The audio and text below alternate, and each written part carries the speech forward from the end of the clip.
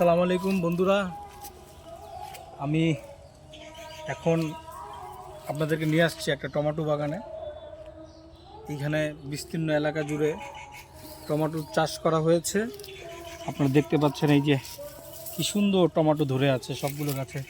যদিও এই বাগানের ম্যাক্সিমাম টমেটো অলরেডি পেকে গেছে, ওনারা ছিঁড়ে ফেলছে, তারপরেও মোটামুটি ভালো টমেটো আমি দেখতে পাচ্ছি এখানে এখনও আছে। গাছগুলো অনেকগুলো গাছ আবার শুকিয়ে গেছে। এখানে টমেটো, এই যে টমেটো ধরে আছে বিস্তীর্ণ এলাকা জুড়ে টমেটো। তারপরে মাঝখানে আবার পেঁপের গাছ আছে, মিষ্টি কুমড়ার জায়গা আছে, মানে বিভিন্ন রকম সবজির একটা বাগান।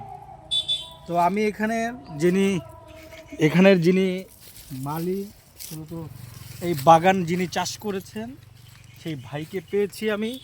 আমি একটু এই চাষাবাদ সম্বন্ধে, টমেটো কিভাবে লাগানো হয়, কিভাবে তারা এটা তুলে আবার বিক্রি করে, বাজারজাত করে, সেই সম্বন্ধে আমি একটু ভাইয়ের সাথে কথা বলবো।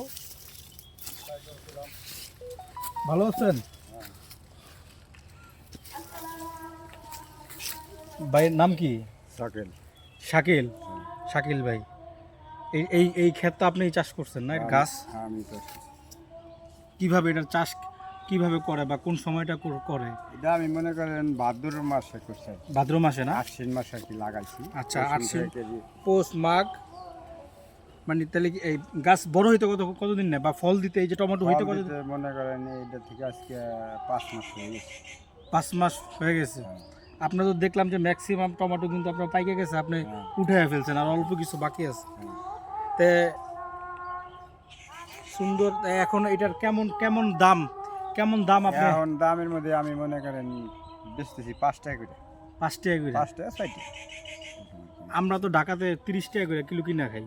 5 টাকা করে 5 টাকা করে আপনি বিক্রি করেন? আগে কেমন বিক্রি করতেন? আগে বিক্রি করছি 60-70 কেজি। 60-70 টাকা কেজি।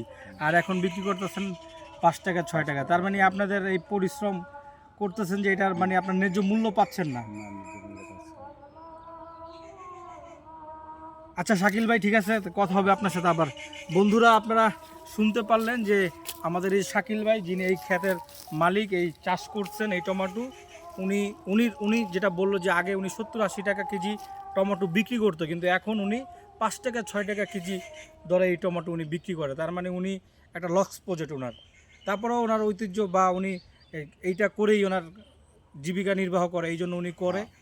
তো আশা করব কৃষি অধিদপ্তর যদি আমার এই ভিডিওটা দেখে থাকেন, বা কৃষি সংশ্লিষ্ট যারা কৃষিকাজের সাথে বা কৃষি অধিদপ্তর সংশ্লিষ্ট কেউ যদি আমার এই ভিডিওটা দেখে থাকেন, তাহলে আশা করি আপনারা কৃষকের এই বিষয়গুলো আপনারা দেখবেন।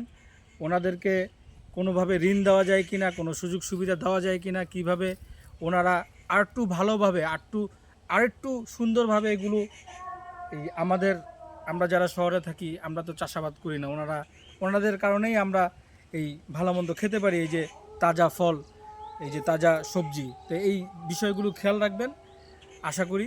তো আজকের ভিডিওটা এই পর্যন্ত, এখানেই শেষ করছি। পরবর্তীতে দেখা হবে কোনো গ্রামে, অন্য কোনো টপিক নিয়ে কথা বলবো। সে পর্যন্ত ভালো থাকবেন, সুস্থ থাকবেন। আল্লাহ হাফেজ।